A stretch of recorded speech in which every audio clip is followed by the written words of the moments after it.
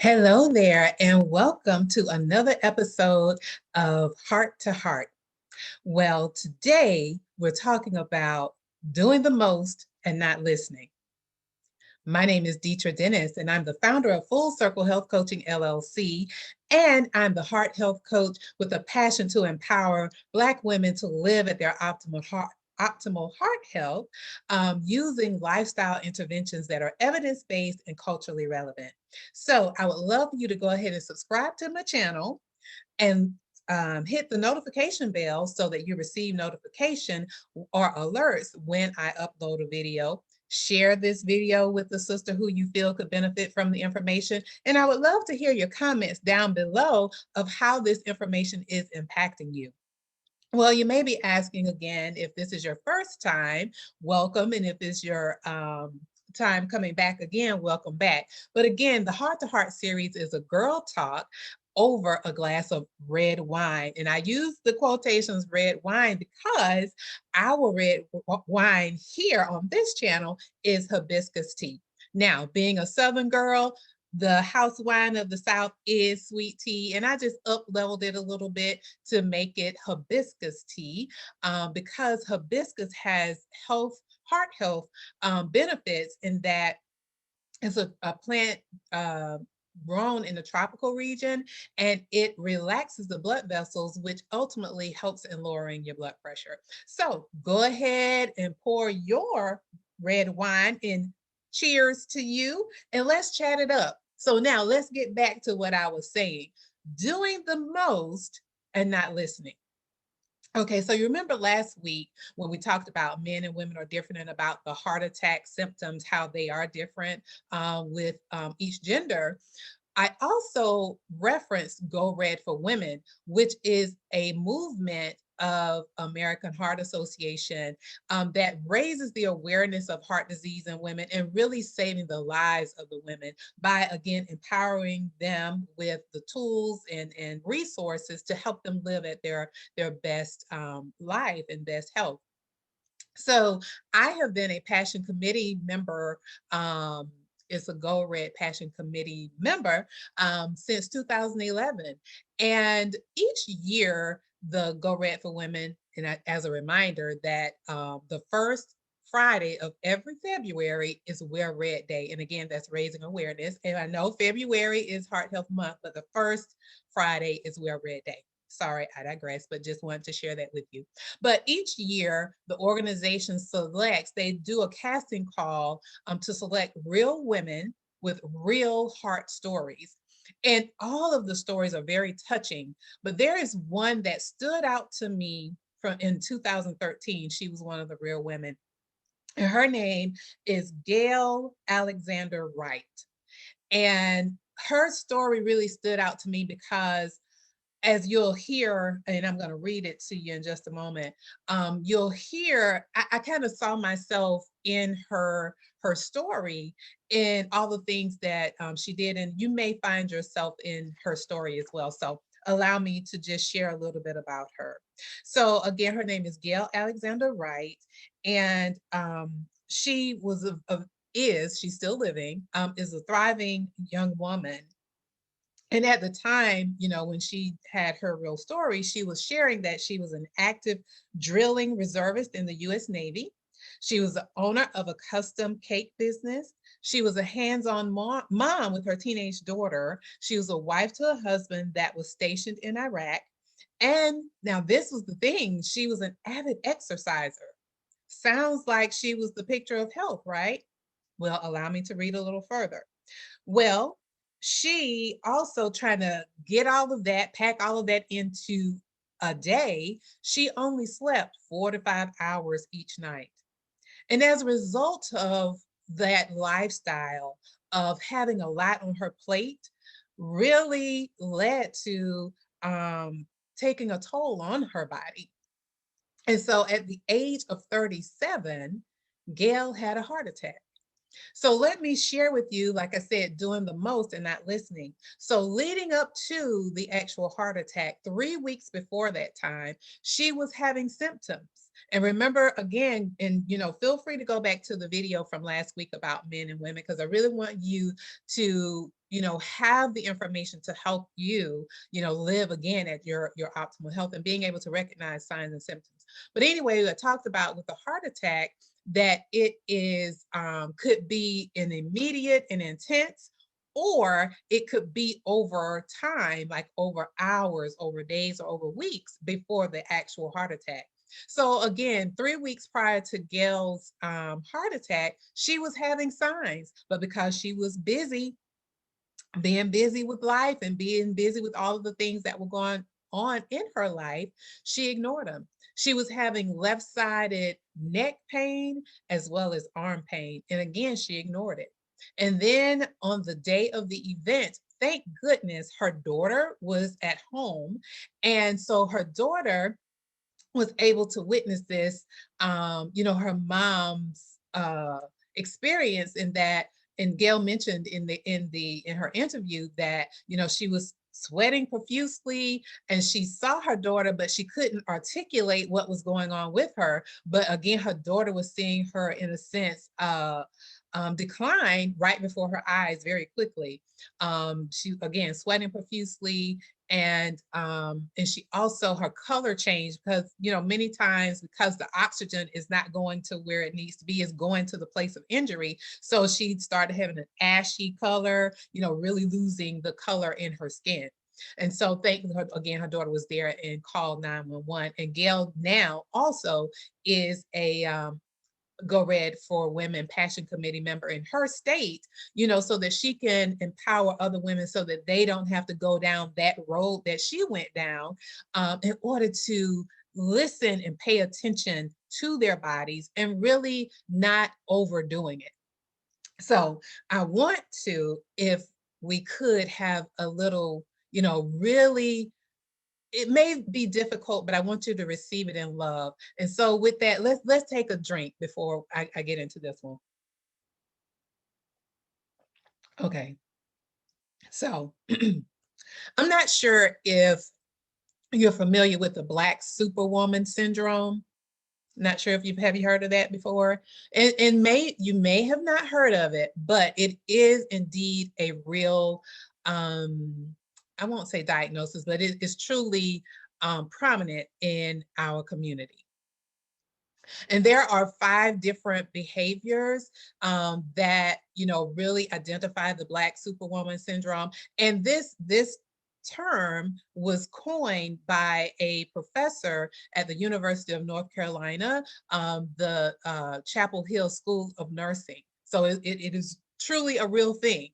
And there are 5 behaviors, but we're just going to focus on one. And so the one that I wanted us to talk about today is the obligation to help others, and then feeling guilty if we say no, that we're letting that person down. And in a sense, it's like the disease to please kind of thing. But I really want us to, and I know again, the term you may not be familiar with it, but in our community, this is something our ancestors, had, how they had to cope during the time of enslavement, the women in particular. And it was, they needed that at that time, but it's not serving us well now, because as a result of those behaviors, is leading to our detriment. And I really want us to change that narrative. We have so much to do in our community to make impact, and we want to show up as our best selves. So, I always like to give you some call to action. So I have 2 today. And I have a few quotes, 2 quotes that go with each of the call to action. So the first one is, say yes to yourself first. And the quote here says, and I want you to think of this anytime someone asks you to do a project or, an opportunity or whatever it may be. I want you to hear this quote in your mind, before you respond. Okay. So here the quote, it says, when you say yes to others, make sure you're not saying no to yourself. What do I mean? I'll give you an example of me as well, not as well, but an example from my life experience. So this was years ago. I was a new nurse working at the hospital, and I was working nights, 7 p.m. to 7 a.m., 3 days a week. And then I was also very involved in my church. I was on the praise team. I sang in the choir. I was the leader of the health ministry. I was also helping with the youth. That was a lot going on.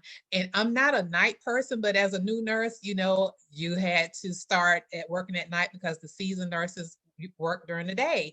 So that was already a challenge for me adapting to, having to be awake all night and sleep. And on my days off, my circadian rhythm was just all off. Okay, I'll just say that.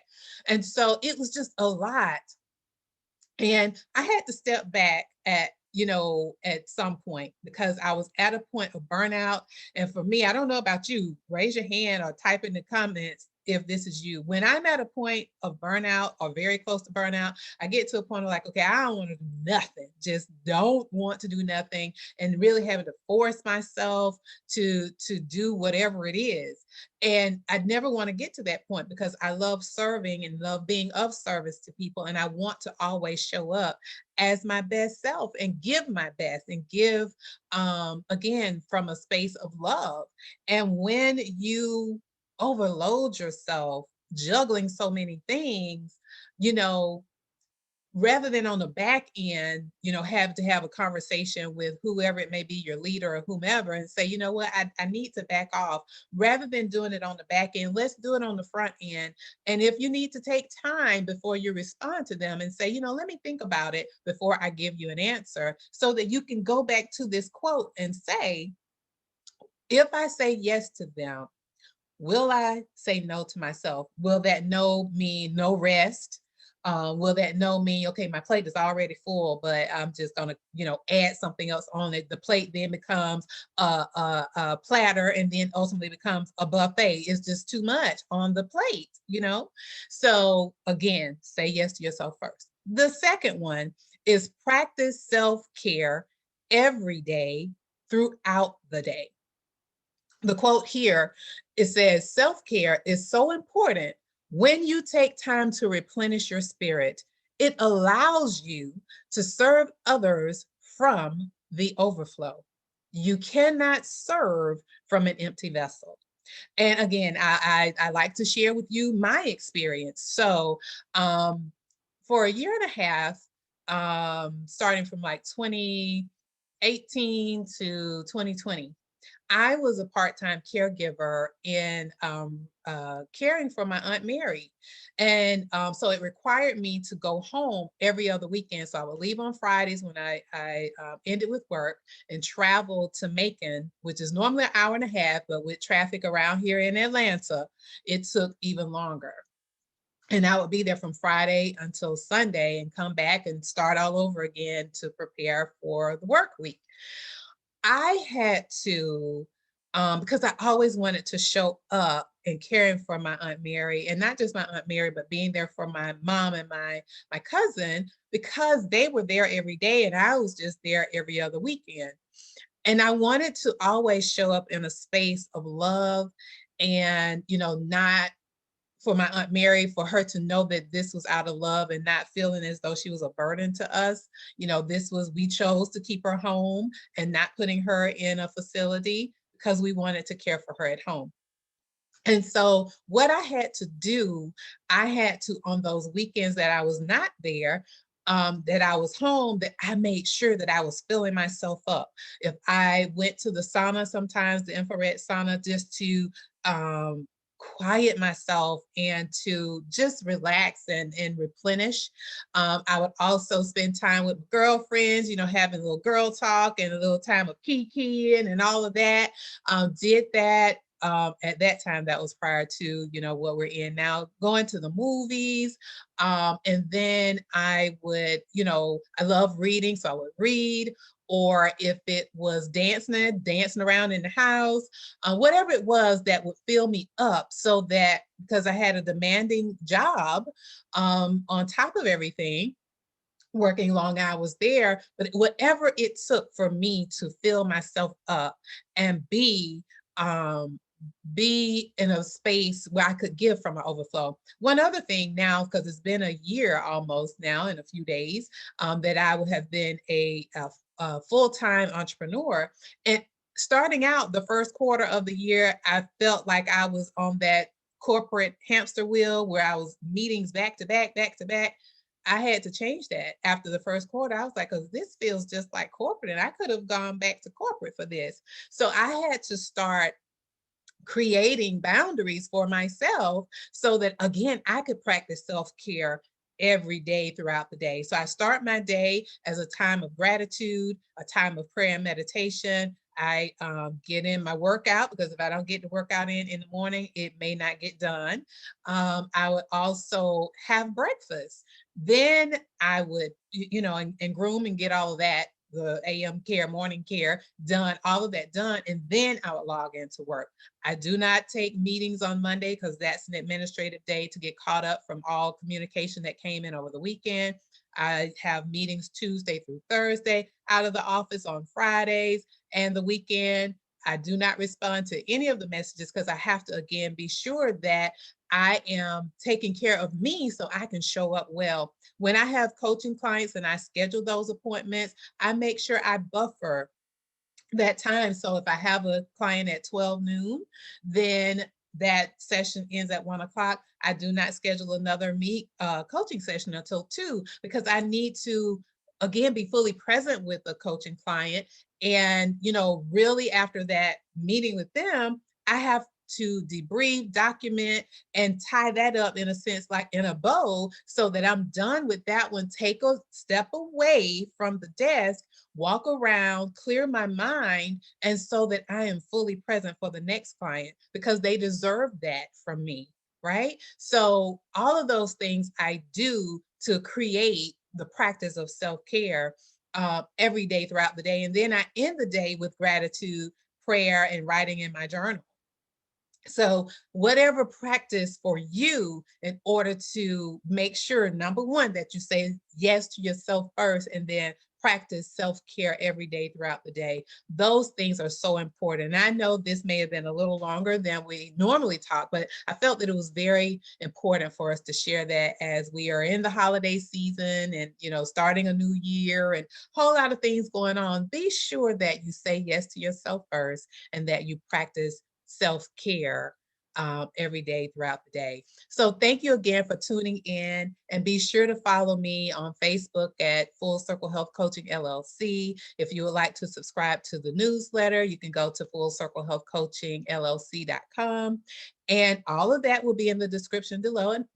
And again, remember to subscribe to the channel, like this video, and share it with someone else. And I would love to hear your comments. If you've had any of the experience like Gail, or how do you practice self-care every day? And when have you said yes to you first?